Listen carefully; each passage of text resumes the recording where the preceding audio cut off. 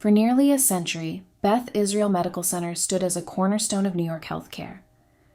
Founded in 1890 by Jewish immigrants seeking medical care free from discrimination, it grew into one of Manhattan's most respected hospitals, serving generations through world wars, pandemics, and social change. With its main campus on the East Side, Beth Israel became a quiet institution of healing in a city constantly in motion. And it was at Beth Israel that Huguette Clark, one of the wealthiest women in America, chose to spend the twilight years of her life. Once a great heiress of the Gilded Age, Huguette Clark traded diamonds for dolls, and the gilt and glamour of balls and drawing rooms for the quiet solitude of her own private world. For reasons unknown, Huguette slipped further and further away from public life, vanishing entirely by the 1980s. She abandoned high society, distanced herself from family, and, most mysteriously, walked away from her palatial homes. Bello Sguardo, the Santa Barbara estate purchased by her father as a family retreat. Le Beau Chateau, her French-style mansion in New Canaan, Connecticut, and even her iconic Fifth Avenue apartments. Instead, she chose to live out her remaining decades in a modest hospital room at Beth Israel, shunning the luxury she had known her whole life. Huguette's story might have been forgotten, her wish for privacy nearly fulfilled, if not for the explosive legal battle over her $300 million estate after her death at the age of 104. Suddenly, the world was captivated by the strange case of the vanished heiress who had given up everything for a life of secrecy and silence. What was it that drove Huguette to choose solitude over splendor? What made her retreat so completely from the world? Who was the woman behind the fortune, the empty mansions, and the scandal? Join us as we explore the hidden life of Huguette Clark, from her brilliant, privileged beginnings to her final years in isolation. A woman who even in the end lived precisely how she wished, and whose story still leaves people wondering why. And if you enjoy this video, please don't forget to like, comment, and subscribe to the channel for more deep dives into history's most extraordinary figures. Let's get started. The opulent lifestyle that Huguette Clark would come to know had its humble beginnings in the rugged mining town of Butte, Montana. It was here, in 1872, that her father, William A. Clark, took a chance on long-abandoned copper deposits and struck it rich. From this single, bold move, an empire was born. With a Midas touch, William soon had the city in the palm of his hand, controlling its electricity, banks, trolleys, real estate, and newspapers. He even created a 68-acre wonderland called Columbia Gardens, complete with a zoo, greenhouses, and a whimsical carousel that delighted young and old alike. But as William's power grew, so did his notoriety. He brazenly bribed legislators to further his own interests, his avarice so legendary that it inspired Dashiell Hammett's Red Harvest, featuring a ruthless industrialist ruling over a town poisoned by his own greed, a character widely believed to be based on William himself. In 1888, he built a testament to his wealth, the Copper King Mansion in Butte. The $250,000 price tag, over $8 million in today's money, bought him 34 rooms of pure extravagance, with painted ceilings and glittering chandeliers. It was here that he housed his first wife, Catherine, and their 5 children, Mary, Charles, Catherine, William Jr., and Paul. William's own story began on January 8, 1839, near Connellsville, Pennsylvania. The second of 11 children, his father was a devout Presbyterian, and his mother the daughter of a state legislator. Young William's education was limited to just 3 months a year, the rest spent working. When the Civil War broke out, William chose not to enlist, traveling west to become a miner instead in 1862. Lured by tales of untold riches in Montana, he braved a grueling 60-day journey by cattle and wagon to reach Bannock. Here he quickly realized that the real fortune lay not in mining, but in selling to the miners. With this insight, he opened a general store near Helena, cornered remote markets, and partnered with his brother to run a mail route from Missoula to Walla Walla. Charging desperate customers 2% monthly interest, William earned a reputation as a ruthless businessman. By 1869, William had amassed both wealth and status. 3 years later, he set his sights on Butte, snapping up quartz mines that others had written off as worthless. With a keen eye for modernization, he transformed the operations with smelters, mills, and cutting-edge machinery. But progress came at a price. The city was soon blanketed in a toxic haze of arsenic and smoke. By the 1890s, only 4 trees remained standing in Butte. William's fortune continued to grow when, at the 1884 New Orleans World's Fair, he discovered Arizona's United Verde copper mine. Dismissed by others, he acquired it for a song. But as the telephone boom sent the demand for copper soaring, United Verde's value skyrocketed. Within a few short years, the mine was churning out 8 million pounds of copper a month, cementing William A. Clark's status as one of the wealthiest men in America. Politics beckoned, and in 1899 he bribed his way into the Montana Senate, only to resign in disgrace when the scandal came to light. Around this time, his marriage to Catherine Stauffer began to crumble. She spent more and more time away from him, either on Long Island or at their Navarro Flats apartment in Manhattan, until her untimely death from typhoid fever on October 19, 1893. The exact moment when William first laid eyes on Anna LaChapelle is lost to history, but he would later claim it was during a 4th of July parade in 1893, where she embodied the goddess of liberty. Enchanted, he enrolled her in a seminary in Deer Lodge. Before long, he was supporting her entire family, sending her disgraced father to medical school, funding her sister Amelia's education, and securing a job for her brother Arthur as a mine timekeeper. Anna, meanwhile, was whisked off to Paris to study the harp, where she quickly became a darling of Parisian society. But Anna's fairy tale came at a steep price. William, taking advantage of her family's poverty and vulnerability, soon made her his mistress, frequently visiting her in Paris. Even after her father's death from a stroke in 1896, Anna remained in the City of Light, her lavish lifestyle wholly funded by William. Back in the States, William's political ambitions resurfaced. Undeterred by his disgraced 1899 bid for the Senate, he ran again in 1901 and won the election legitimately. In August 1902, Anna gave birth to a daughter, Louise Amelia Andre Clark, known affectionately as Andre. The birth was kept under wraps as society buzzed with speculation about which debutante William might wed. Tragically, a year later, Anna gave birth to a son who died within an hour. Facing his own mortality after a serious health scare, William, then 65, whisked Anna away on a Mediterranean cruise. He claimed they had wed in Marseille on May 25, 1901, but the story quickly unraveled, leading to public humiliation and scandal. Nevertheless, William stood by Anna, formally acknowledging their marriage and announcing Andre's existence on July 12, 1904. In 1906, William underwent surgery for a brain abscess. Seeking privacy and recovery, he retreated to Europe with his young family. It was in Paris, on June 9, 1906, that Anna gave birth to Huguette Marcel Clark. William, now 67 and in failing health, stepped down from the Senate the following year. Where Andre was bold and outspoken, Huguette was quiet, dreamy, and introspective. Raised in the heart of France, the sisters spoke flawless French and were also tutored in English, Spanish, Italian, and German. Under the gentle guidance of their mother, they immersed themselves in the world of music, studying violin and piano.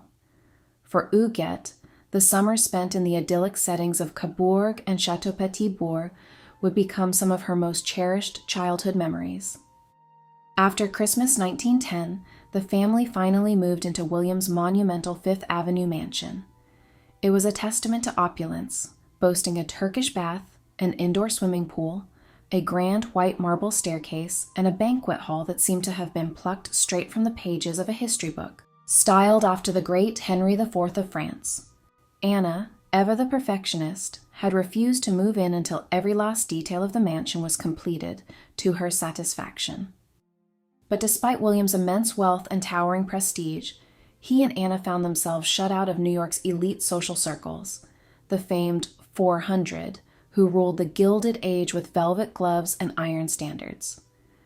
In December 1911, the Clarks threw a grand reception at their Fifth Avenue mansion, hoping to showcase their impressive art collection and announce their arrival into high society.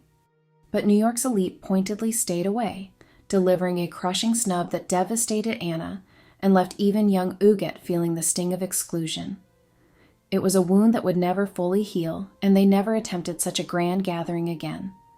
Around this time, Huguette developed a lifelong fear of the ocean after her cousin, Walter Clark, tragically perished aboard the Titanic. Though he had safely placed his wife on a lifeboat, Walter had stayed behind, a decision that would cost him his life. Despite her young age, the tragedy deeply affected Huguette, and she would often tell friends that she and Anna had nearly booked passage on the ill-fated ship themselves. It was a brush with fate that would haunt her for the rest of her days. Slowly but surely, Anna began to gain social ground in New York. She earned praise in town and country for her harp performances and hosted refined musical salons that drew the admiration of the city's cultural elite. In the spring of 1914, she returned to France with André and Huguette, leaving William behind to manage the mounting labor unrest that threatened his empire. But when the chaos of World War I erupted in August, the Clarks found themselves trapped at Château de Petit Bourg, among the countless Americans desperate to escape the conflict. In the end, it was the U.S. government that came to their rescue, evacuating them from the war-torn country. 8-year-old Huguette and André's gold coin allowance paid for their carriage ride to the port of Le Havre, a small but significant moment in their young lives. Back in the safety of New York, the girls entered private school, but Huguette, still haunted by the memories of their narrow escape from France, refused to play a German character in a school pageant just months after their return.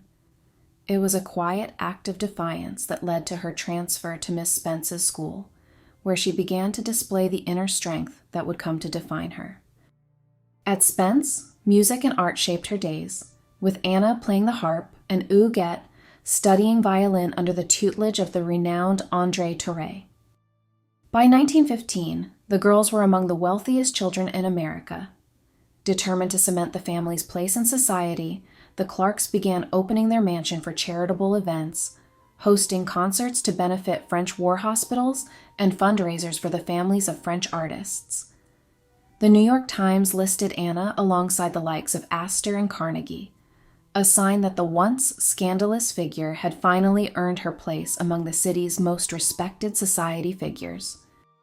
While André thrived at Spence, Huguette struggled to adjust to the rigors of English language instruction after years of Parisian tutoring.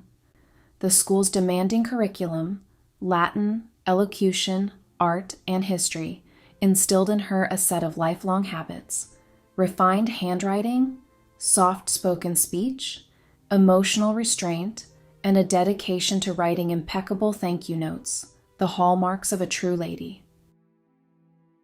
Outside of school, the girls were also tutored privately by the Argentine artist Margarita Vidal and her sister Jaquita, a talented violinist. Treated like family, the Vidal sisters were chauffeured to the mansion and gave lessons to Anna as well, forming a close bond. It was around this time that Anna began to lose her hearing and started using a hearing aid, a challenge she faced with the same grace and determination that had carried her through so many trials. Even as he entered his 70s, William Clark remained a force to be reckoned with, overseeing a vast empire of mining operations, real estate, and transportation interests that stretched from the heart of Wall Street to the dusty plains of Arizona. But while William's star continued to rise, André's began to falter. She started to suffer from back problems, a condition that prompted Anna to hire Alma Guy, a blind gym teacher and progressive educator who encouraged Andre to join the Girl Scouts. It was a decision that would prove transformative. In early 1919, Andre joined the Sunflower Troop, throwing herself into the world of Morse code, fire building, and first aid. On February 22nd, she became a tenderfoot, a moment she marked with pride in her diary, crediting the Girl Scouts with helping her grow into a more confident, idealistic young woman. Huguette, now 13, had no interest in scouting, and Alma found her less academically driven than her sister. But the truth was that Huguette was drawn to the arts, a passion that burned bright within her. That June, she wrote to her violin teacher, pledging to practice 4 hours a day and expressing her dream of one day attending the prestigious Paris Conservatory. As the summer of 1919 dawned, Huguette set off to vacation at Rangeley Lake with her parents and the Vidal sisters, while Andre stayed with relatives at Morris Manor, missing Huguette's birthday but looking forward to a Canadian houseboat trip. After rejoining the family in late July, Andre soon grew tired and lost her appetite, a troubling sign that sent a ripple of fear through the family. Their worst fears were confirmed when Andre was diagnosed with spinal meningitis, a devastating blow that left them reeling. Andre's health declined swiftly, and on August 6, 1919, she passed away at Rangeley, Maine, having happily sung Girl Scout songs the night before. William, en route to Butte, received the news too late to say goodbye. Huguette was shattered by the loss of her only sibling, a wound that would never fully heal. From that moment on, she turned Andre's birthday on August 13th into her personal day of mourning, a sacred time to remember the sister who had been taken from her too soon. In the fall following Andre's passing, the family delayed their return to New York, seeking solace instead at the Virginia Hotel in Long Beach. The once grand Fifth Avenue mansion now felt hollow. Huguette, reeling from grief, began keeping a diary written in French and addressed to Andre. In its pages, she documented her violin practice, opera outings, and private thoughts, sometimes wistful, sometimes humorous, as a way of preserving the bond she had shared with her sister. As time passed, the family withdrew from society altogether, their lives now shadowed by a paranoia about illness that overtook the household. Huguette's governess was even instructed to stop her from touching doorknobs, a precaution that spoke to the depth of their fear. In November 1920, the Clarks dedicated Camp Andre Clark, a 135-acre Girl Scout camp in Briarcliff Manor, a tribute to the sister Huguette had loved so dearly. She stood proudly beside her father as he read aloud from Andre's diary, a moment of bittersweet remembrance. Anna, though she had helped design the camp, was too heartbroken to attend the ceremony. By the early 1920s, Huguette was spending long hours alone in the mansion, her father preoccupied with business and her mother often abroad. She threw herself into her studies, her violin, and other hobbies, finding solace in the familiar routines of her life. At Spence, she played in Mrs. Harriman's orchestra, a bright spot in her increasingly solitary existence. Though she was now a teenager, Huguette clung to the comforts of childhood, her doll room, filled with carefully curated porcelain figures and French comic books, offering a refuge from the pain of her loss.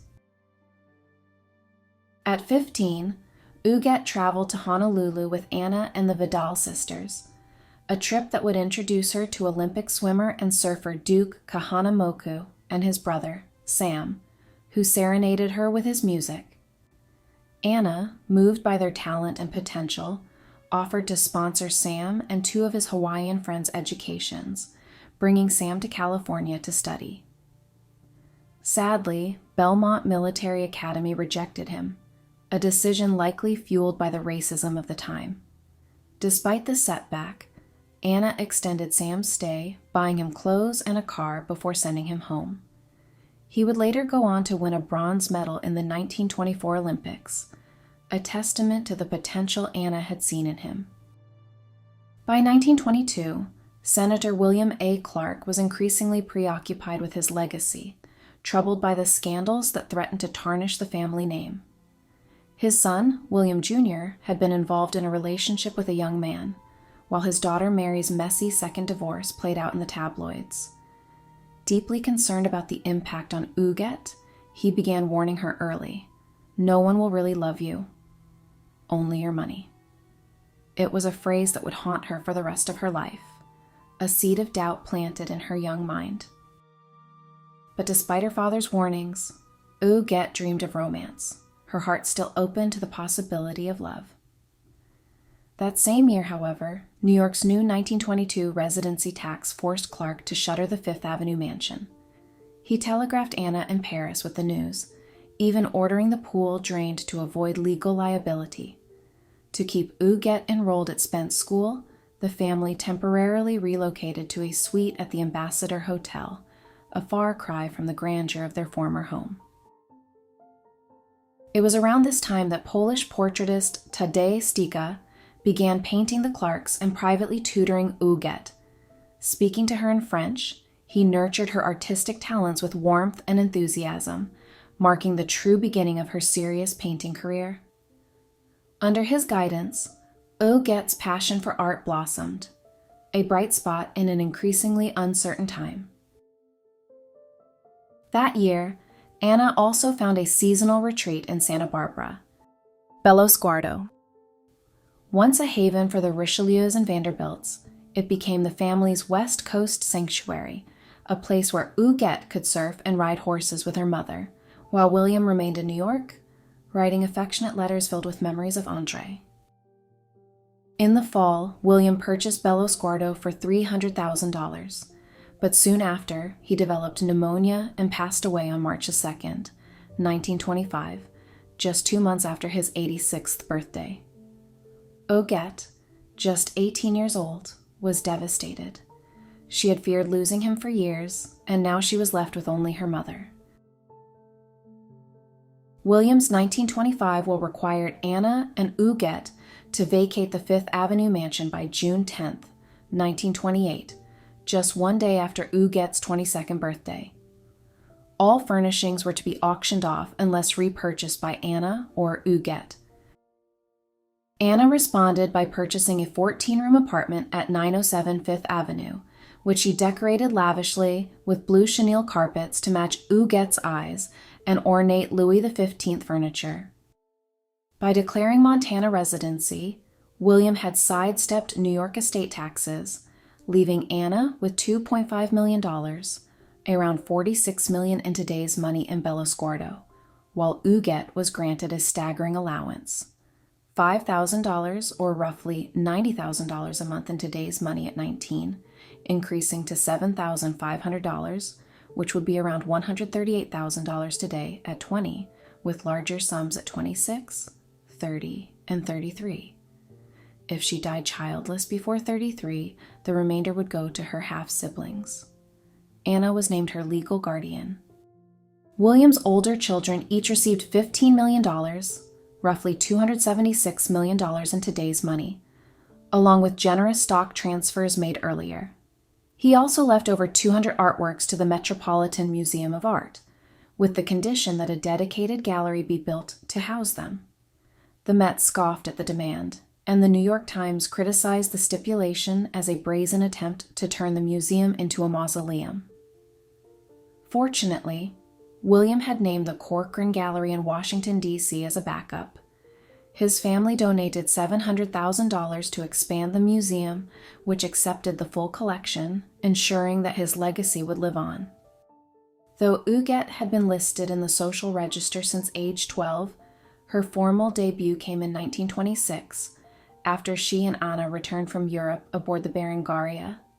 That fall, she hosted luncheons, appeared in the New York Times debutante listings, and was praised for her elegance and poise, a shining star in the city's social firmament. But beneath the glitter and glamour, Huguette's heart still ached for the sister she had lost.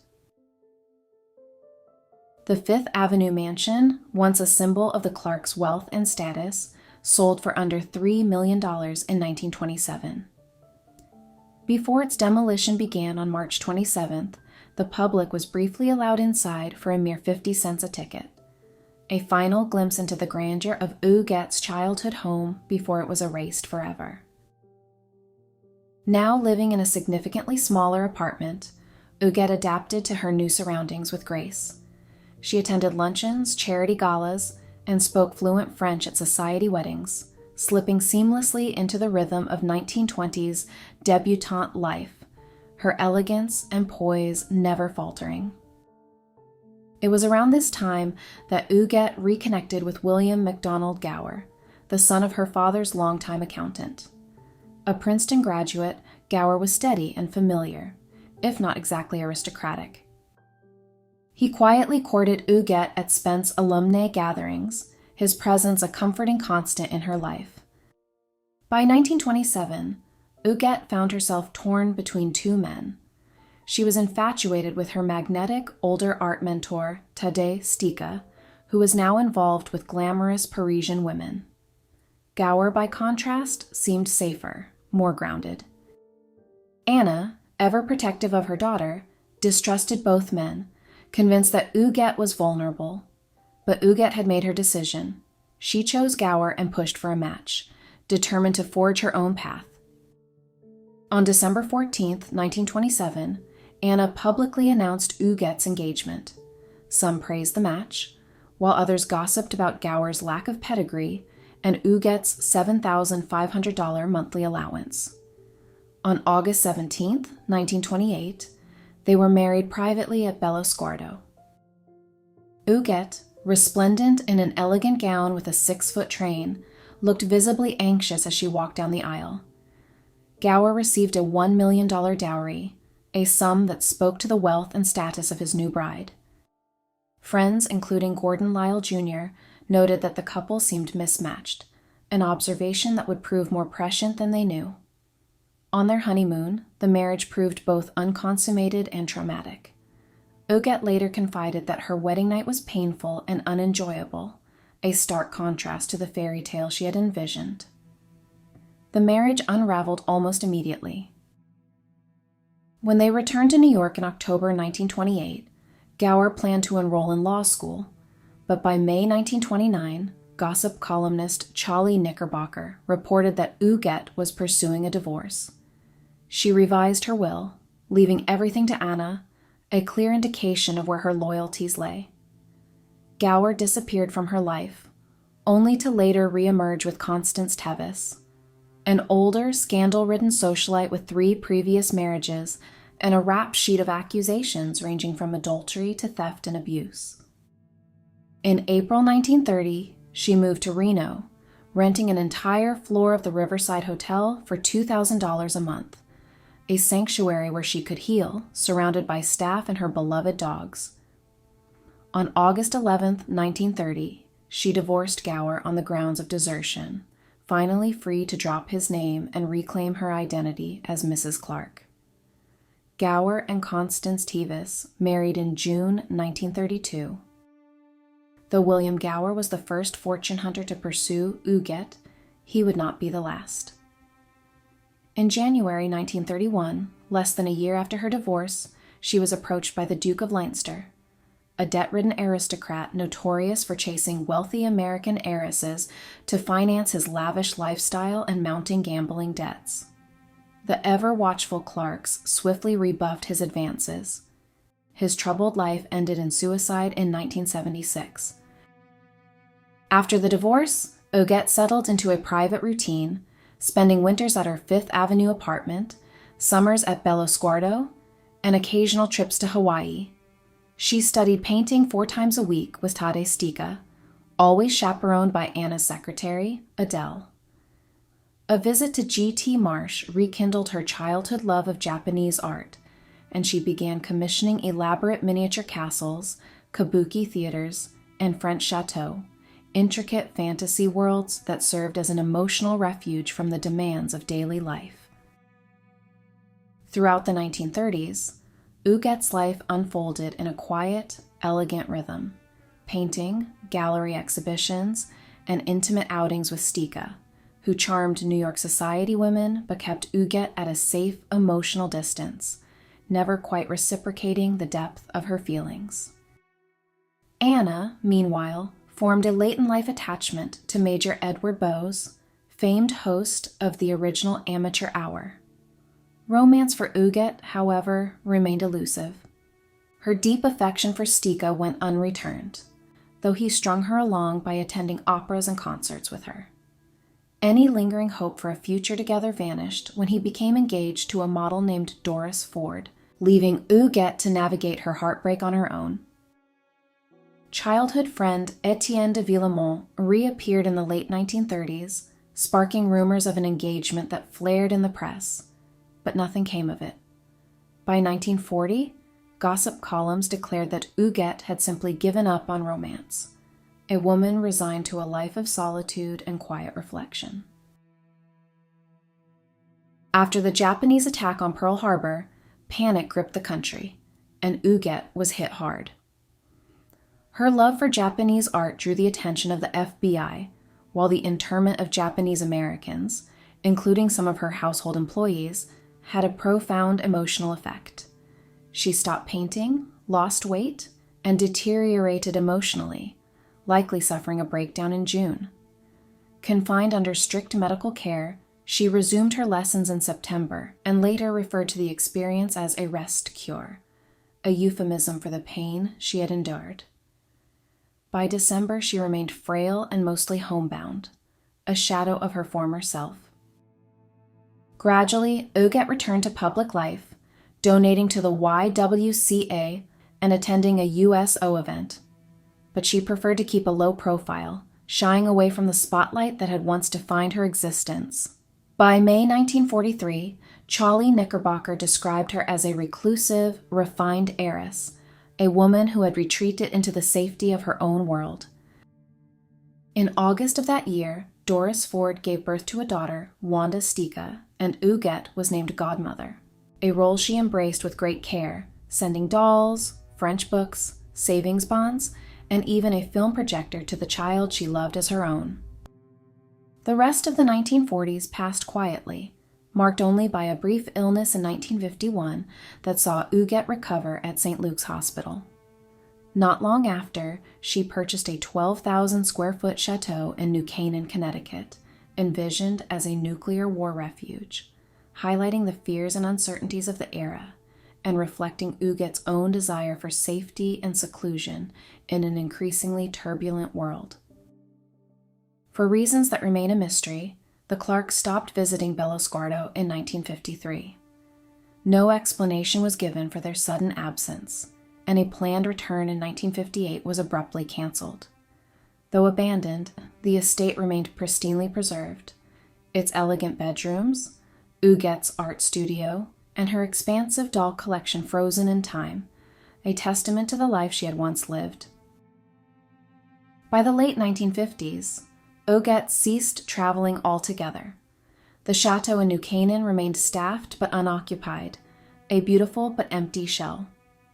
Anna made her final public appearance in 1954 and then vanished from society entirely.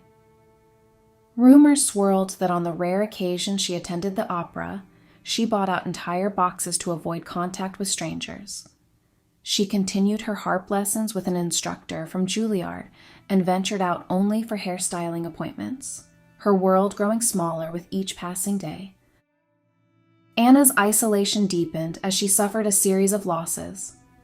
Major Edward Bowes, her last romantic companion, and her brother Arthur both passed away in 1964. Her close friend Amanda Storrs died in 1954.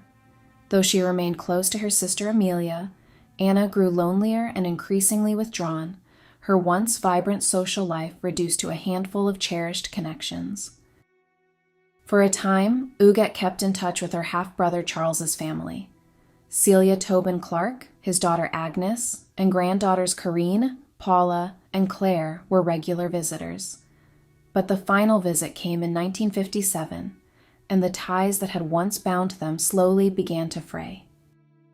Despite her growing isolation, Huguette remained steeped in culture. In 1955, she purchased a Stradivarius violin, in 1958, a Renoir painting, and in 1959, a French harp. She indulged in luxurious shopping sprees at Jean Patou and Van Cleef and Arpels, amassing a significant jewelry collection, a tangible reminder of the beauty and artistry she so cherished. By the 1960s, her artistic world flourished in seclusion. She commissioned Dior to create Doll Couture, built elaborate Japanese castles through the Marche family, hired French illustrators Félix Lorieux and Jean Mercier, and took self-portraits in evening gowns. Photography and precision became emotional outlets, a way for her to express herself and find meaning in a world that had grown increasingly small. As Anna's health declined, Huguette leaned heavily on her old friend, Marquis Etienne de Villemont, remaining close even after his 1953 marriage. She visited Anna daily and became fiercely protective, firing a nurse for mistreating her beloved mother. On October 11, 1963, at the age of 85, Anna passed away, leaving everything to Huguette: Bello Sguardo, their Fifth Avenue apartment, and Rancho Alegre, a California property purchased as a wartime refuge. Though Anna's death was not unexpected, it devastated Huguette. At 57, she had never known life without her mother, and the loss left her reeling. She clung to their memories, reread obituaries, and treasured a spiritual letter Etienne had written to comfort her in her grief. After a brief appearance at Lincoln Center, she declined all further invitations, always citing illness as the reason for her absence. In the wake of her mother's passing, Huguette made some significant changes. She donated Anna's Rancho Alegre to the Boy Scouts and commissioned a harp piece in Anna's memory. She renovated and moved into apartment 8W at 907 Fifth Avenue, eventually purchasing 8E to ensure complete privacy.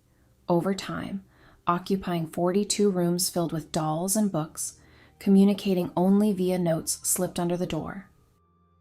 Facing increasing isolation and loneliness, Huguette quietly reconnected with her ex-husband, William Gower, who was now widowed and living abroad.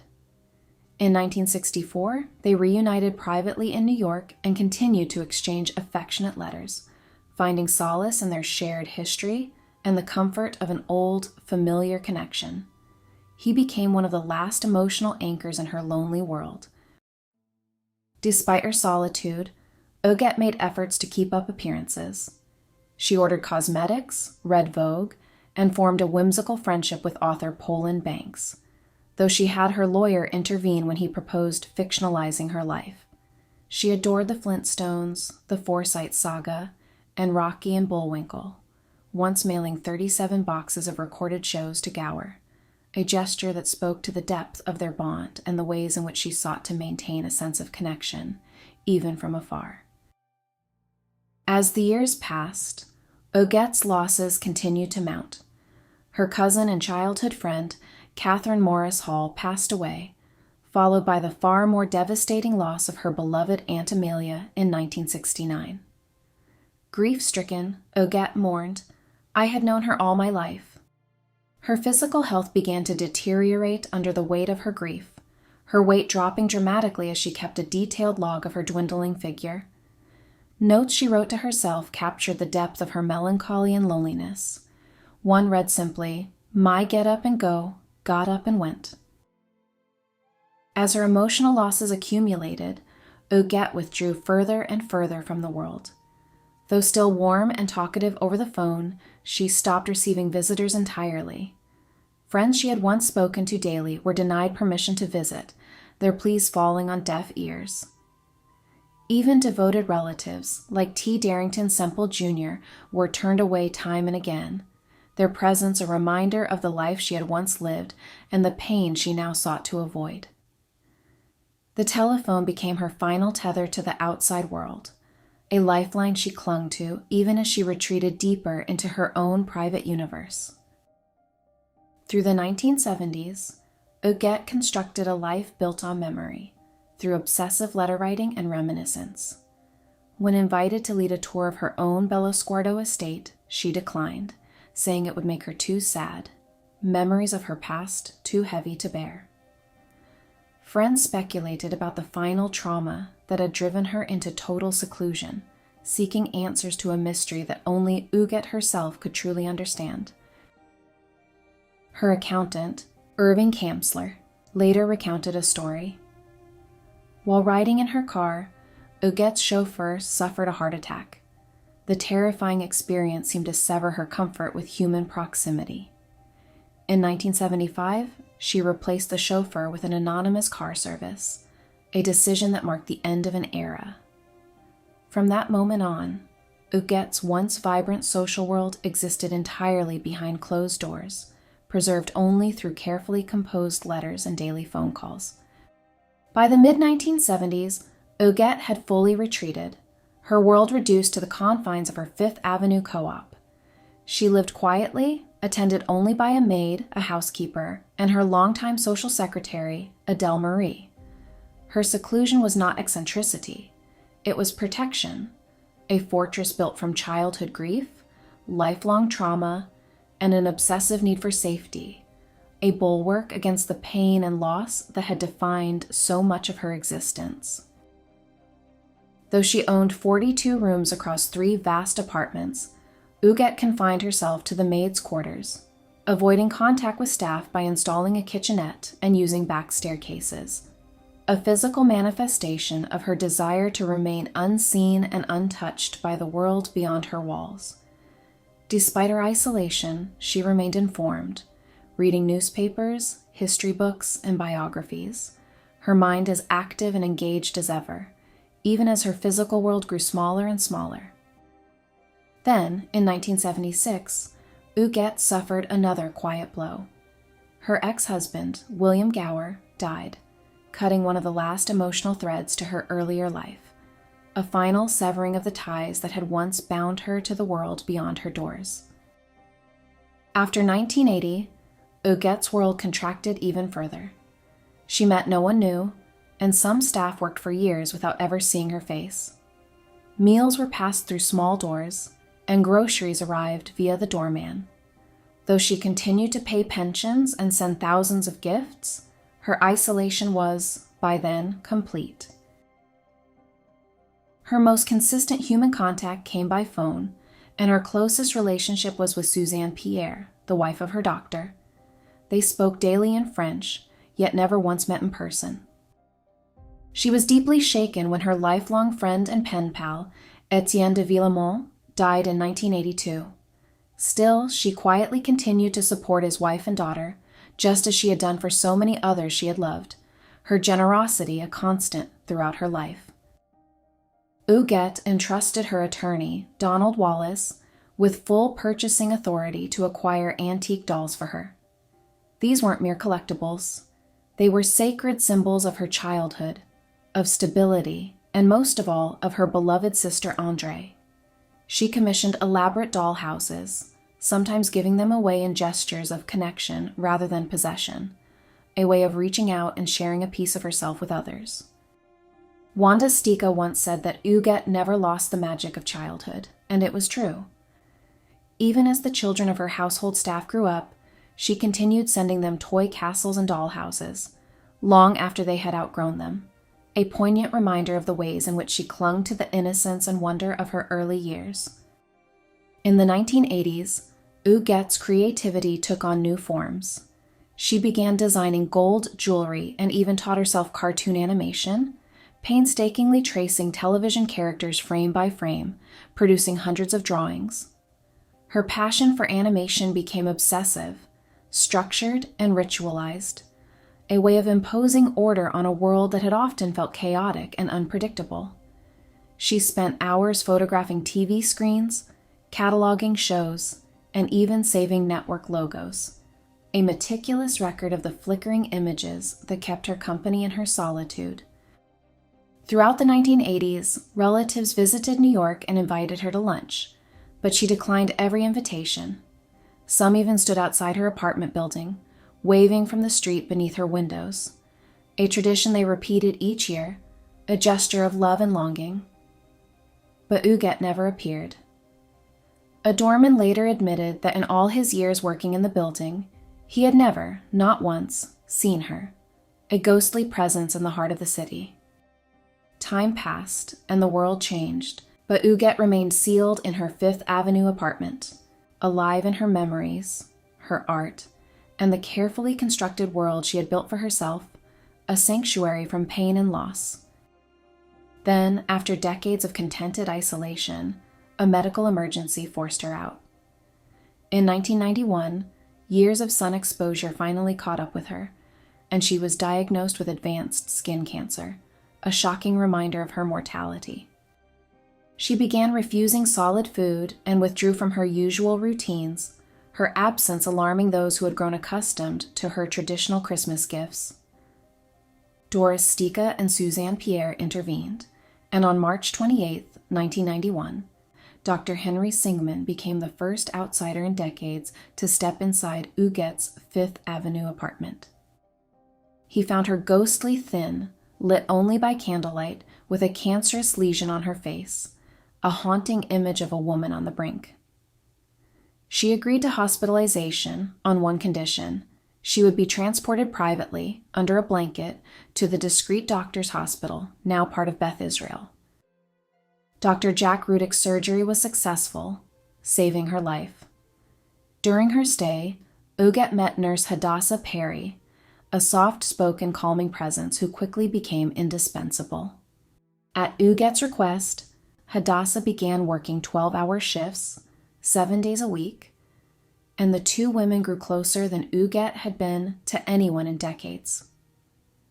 Huguette met Hadassah's entire family and welcomed them as emotional surrogates for the loved ones she had lost or deliberately kept at a distance. Though she made a full recovery, Huguette made the extraordinary decision to remain in the hospital. She cited trauma from a past break-in involving a fake delivery man, but the truth was more complex. The hospital, unlike her empty homes, offered companionship and comfort, a respite from the loneliness which now defined her existence. When Dr. Singman suggested a psychiatric consultation, she declined, her lucidity and emotional stability never in question. Recognizing a wealthy heiress and an exceptional donor opportunity, the hospital agreed she could stay, provided beds weren't needed. Hadassah quickly became Huguette's gatekeeper, managing access, filtering calls, and shaping her environment, a role she embraced with fierce dedication. But she couldn't work around the clock, so Huguette also hired Irish nurse Geraldine Lehane Coffey, with whom she shared nightly chats that echoed her childhood bond with her late sister Andre, a poignant reminder of the love and connection she had once known. With longtime lawyer Donald Wallace retired, real estate attorney Wallace Bach stepped in. Though startled by her spending, he remained loyal. Though Huguette rarely took legal advice, her independence and autonomy never in question. Around this time, renovation associate Chris Sattler began cataloging her vast collection of Renoirs, Monets, dolls, and 18th century porcelain, a treasure trove of beauty and artistry. After a rare in-person meeting, Huguette began calling him daily. He became her closest male confidant. From her hospital room, she continued ordering dolls, Japanese miniatures, and replicas of French chateaux, surrounding herself with the objects that had always brought her joy. She read Paris Match and the New York Times, listened to the radio, and watched the Flintstones and Scooby-Doo's with Geraldine, recreating the world that comforted her, even in confinement. Her generosity continued unabated. In 1991 alone, she gave $692,510 in personal gifts, most to longtime companions. Hadassah Perry soon became more than a nurse. She became Huguette's emotional center, a beacon of light in a life that had often been marked by darkness. In 1992, Hadassah's husband quit his job to care for their children full-time, as Huguette's gifts reshaped the entire Perry household, a stunning display of her generosity and the ways in which she sought to care for those who cared for her. Hadassah worked long hours, took calls at all hours, and became an indispensable presence, her new constant. Their relationship intensified, with Huguette craving constant affection and reassurance, and Hadassah providing it, a symbiotic bond that would endure for the rest of Huguette's life. In return, the family's lifestyle dramatically elevated. After a flood damaged the Perry home in 1993, Huguette bought them a $525,000 replacement, a gesture of generosity that would become a hallmark of their relationship. Then she purchased a $775,000 home for Hadassah's visiting relatives, and a third house for the children.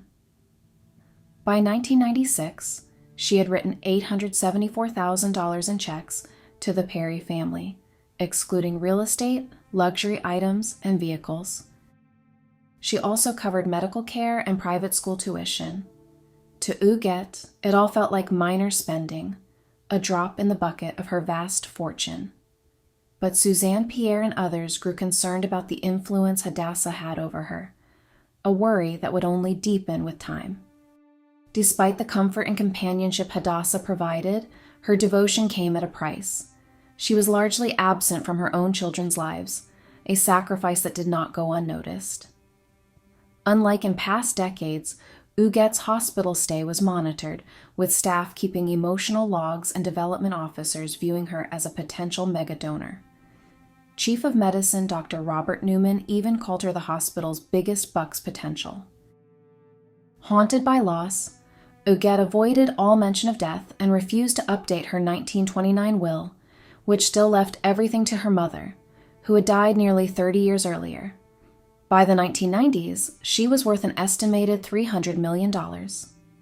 Yet she never tracked her finances, routinely overdrawing her checkbook, a quirk that spoke to her detachment from the material world.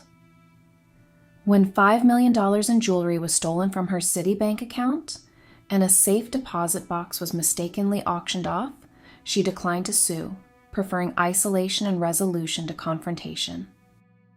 By 1998, she had donated $650,000 to the hospital, a generous sum that nonetheless left hospital leaders frustrated with her reluctance to give more. That same year, she sold 2 cherished paintings, John Singer Sargent's Rosina Capri for $5.35 million, and the prized La Pucelle Stradivarius violin for $6 million. She gifted $15 million to Hadassah and $10 million to Suzanne Pierre.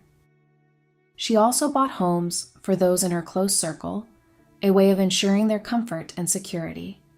A $1.1 million condo for Suzanne Pierre and Katie Cruz, an $800,000 condo for Hadassah, a second $1.4 million unit after Hadassah complained about the view, $180,000 to Nurse Geraldine Coffey, $60,000 to Wanda Stika, $40,000 each to Lucy Tower and Roberto Socas, $50,000 in memory of her great-nephew John Hall.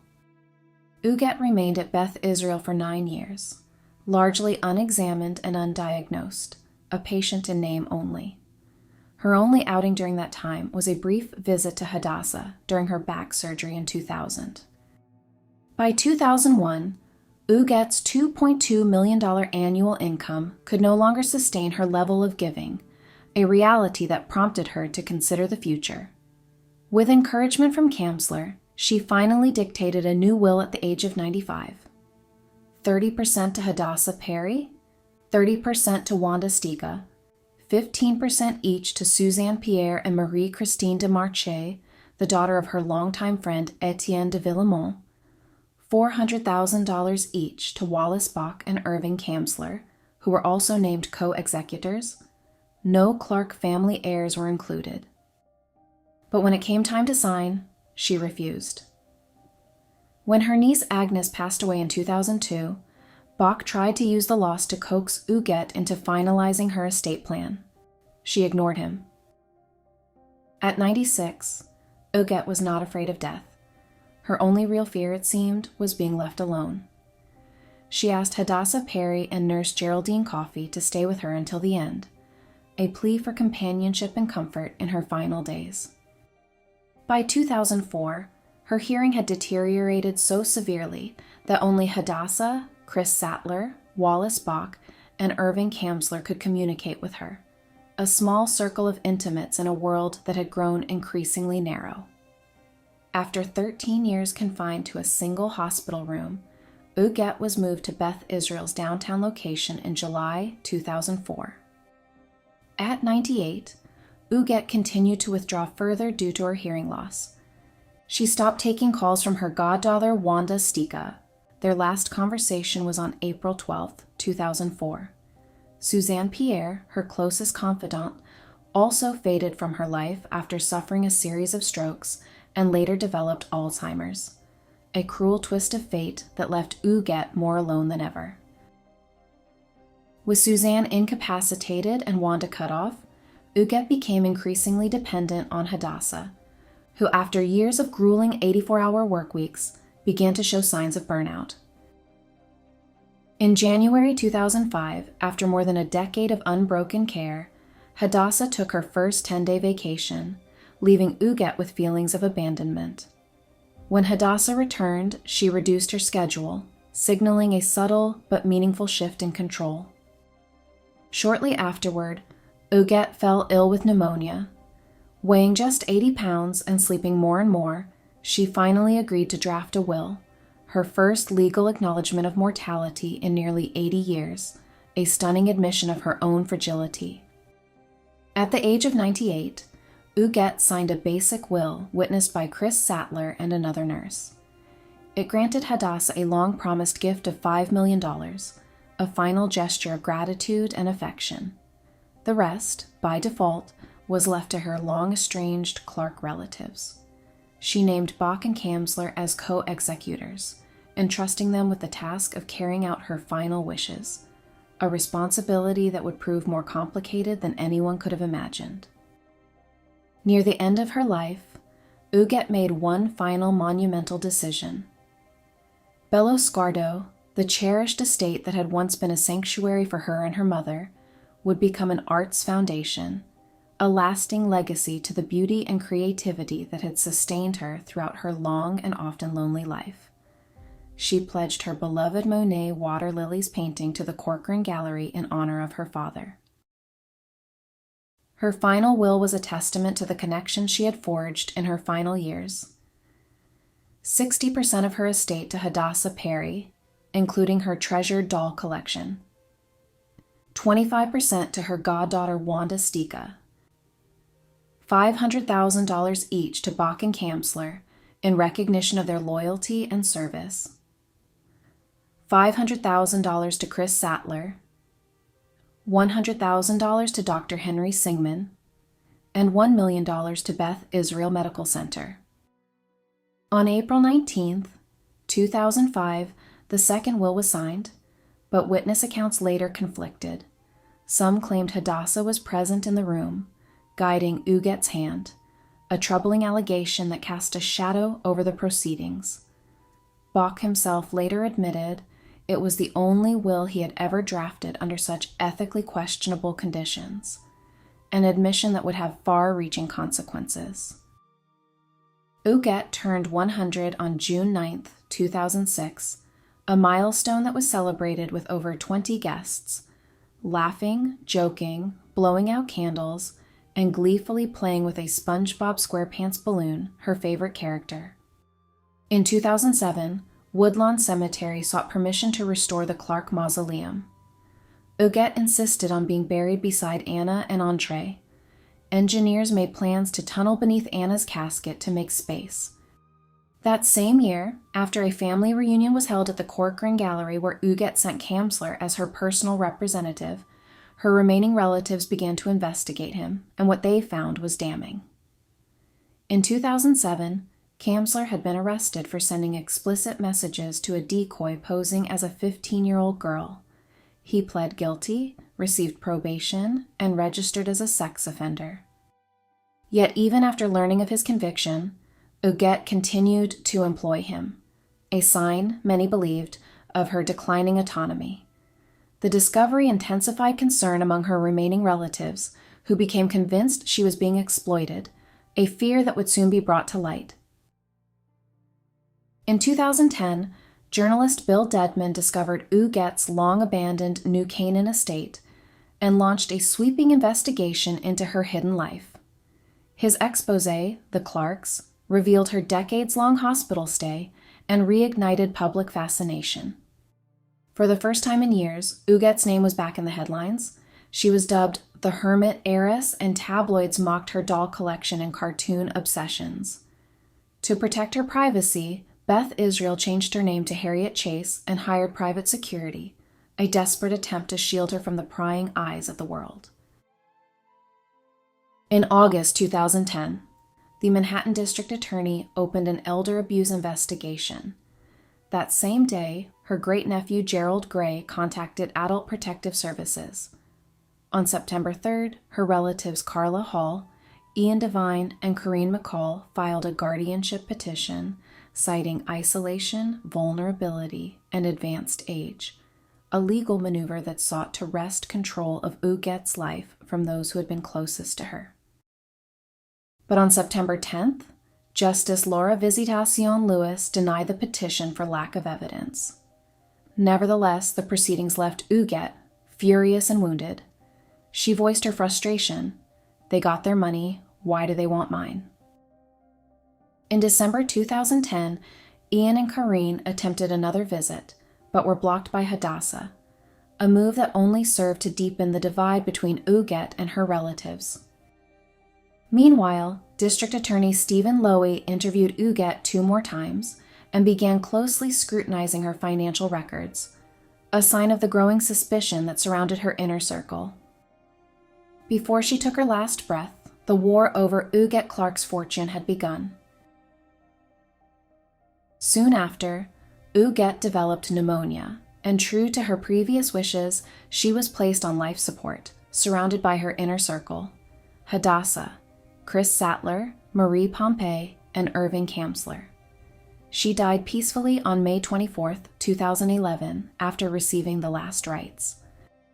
2 days later, on May 26th, her body was quietly interred at dawn beside her mother and sister in the restored Clark Mausoleum at Woodlawn Cemetery.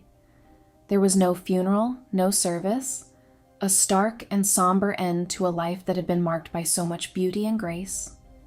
Not even Hadassah or Chris were invited, a final snub that spoke to the divisions that had torn Huguette's world apart. Hadassah regularly visited the grave, leaving flowers and cartoon figurines, but cemetery staff, responding to complaints from Clark heirs, eventually asked her to stop. That was only the beginning of the conflict. The true drama erupted when her will was filed on June 22, 2011. Despite having already received $31 million in gifts from Huguette, Hadassah Perry stood to inherit $34 million more, a staggering sum that left the Clark family outraged and seeking to disinherit her entirely. But Hadassah was ready to fight, and she hired elite legal counsel to defend her claims. The case landed before Surrogates Court Justice Kristen Booth Glenn, who appointed the public administrator as co-executor, a move that would ensure a fair and impartial resolution to the bitter dispute. Everything was laid bare. Judge Glenn ordered decades of Huguette's financial records unsealed, and the public was stunned by the scale of her private opulence. $2.5 million at Au Nain Bleu for dolls, $729,000 at Theriault's auction house, $440,000 in single-day staff bonuses. Lawyers combed through her Fifth Avenue apartments, uncovering 75 boxes of records, including Van Cleef receipts, cherished letters, and her 1930 divorce decree, a treasure trove of personal and financial information that laid bare the life Huguette had spent so long trying to keep hidden. In November 2011, the Clark family produced a prior will, dated March 5, 2005, just 6 weeks before the contested April will. That earlier document left everything to the family, a stunning revelation that threw the entire case into chaos. A legal war began over which document would stand. The central question: was Huguette mentally sound when she signed her wills? Her inner circle insisted she was lucid and fully in control, a woman who knew her own mind and had made her decisions with care and consideration. The Clark family argued she had been manipulated, a vulnerable and isolated woman who had been taken advantage of by those who were supposed to care for her. Yet she was never diagnosed with dementia, and nurse Marie Pompey publicly vouched for her mental clarity. Her 3 Fifth Avenue apartments, once sanctuaries of solitude and beauty, sold for a staggering $47 million. Her jewelry collection, a glittering array of precious stones and exquisite craftsmanship, fetched another $21 million at auction. The estate, determined to honor Huguette's wishes and protect her legacy, sought to recover $44 million in gifts and assets, including $31 million in homes, jewelry, and violins from Hadassah Perry, the nurse who had been by her side for so many years, $2 million each from Dr. Jack Rudick, Dr. Henry Singman, and Nurse Geraldine Coffey, the medical professionals who had cared for her in her final days, $500,000 from the Corcoran Gallery, the institution that had been so dear to her heart, $435,000 in legal fees from Kamsler, the lawyer who had been entrusted with her affairs, $3 million and $135,000 in gifts from Beth Israel Medical Center, the place that had become her home in her twilight years. Hadassah, once portrayed as Huguette's loyal caretaker, was now depicted as greedy, a woman who had taken advantage of a vulnerable and isolated soul. The New York Post, in a cruel and unfeeling twist, dubbed her Imelda Marcos in Scrubs, a reference to the infamous First Lady of the Philippines, who had been known for her extravagant lifestyle and vast collection of shoes. While the public administrator focused on recovering funds, the Attorney General's office worked tirelessly to honor Huguette's most personal wish, turning Bello Sguardo, the cherished estate that had been a sanctuary for her and her mother, into a public arts foundation, a dream that would vanish if the 2005 will was invalidated, a fate that seemed all too possible in the face of the bitter legal battle that had ensued. In the end, Bach and Kamsler, the lawyers who had been entrusted with Huguette's affairs, surrendered $500,000 each in exchange for immunity, but were allowed to keep $11 million in legal fees. The Corcoran Gallery, the institution that had been so dear to Huguette's heart, accepted $10 million after declining a Monet painting. Hadassah, the nurse who had been by Huguette's side for so many years, returned the $5 million check Huguette had written her, but was allowed to keep $26 million in gifts, with $1.5 million of her legal fees covered, a final acknowledgement of the bond they had shared and the care she had provided. Though disinherited, the Clark family received $34.5 million and an additional $11.5 million for legal costs, a sum that spoke to the bitter irony of a family that had been estranged from Huguette for so long, only to benefit from her wealth in the end. Gifts to Huguette's loyal friends were honored, a final gesture of love and appreciation for those who had stood by her through thick and thin, though Beth Israel faced a negligence lawsuit for allegedly enabling her exploitation. In truth, Huguette gave freely and generously, a woman who had always been guided by her heart and her passions. The question remained, what would she have thought of the bitter battle waged over her fortune after her death? Would she have been saddened by the division and acrimony that had marked her final chapter? Or would she have taken solace in the knowledge that her wishes had been honored, even in the face of such adversity? In the end, Huguette Clark had chosen a life not of extravagance, but of retreat, of solitude, peace, and quiet. Wrapped in the world she had built for herself, she chose dolls over diamonds, cartoons over courtrooms, beauty over status, and memory over fame. A woman who had always been guided by her own inner light and the things that brought her joy. Her true legacy wasn't the millions that had been fought over so bitterly in the wake of her passing. It was Bello Sguardo, now a public arts foundation, devoted to the beauty she cherished above all else. So, what did you think about the life of Huguette Clark? About her staggering wealth and opulent lifestyle? Why do you think she chose to isolate herself to such an extreme degree? Was it fear, grief, or simply her way of finding peace? And what do you make of the legal battle her relatives waged over her fortune after her death? Do you think they had a right to fight for her millions?